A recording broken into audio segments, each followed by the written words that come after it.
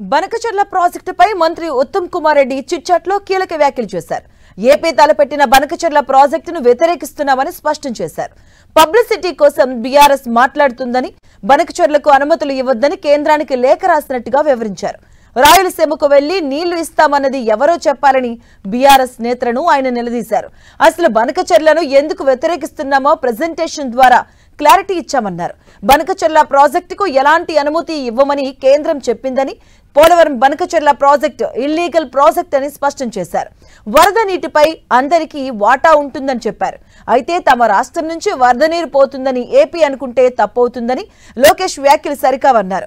బీజేపీతో టీడీపీ పొత్తు ఉందని లోకేష్ ఇష్టం వచ్చినట్లు మాట్లాడుతున్నారని, అది ఎంత మాత్రం సరికాదన్నారు ఉత్తమ్ కుమార్ రెడ్డి. లోకేష్ కామెంట్స్ ను ఖండించారు.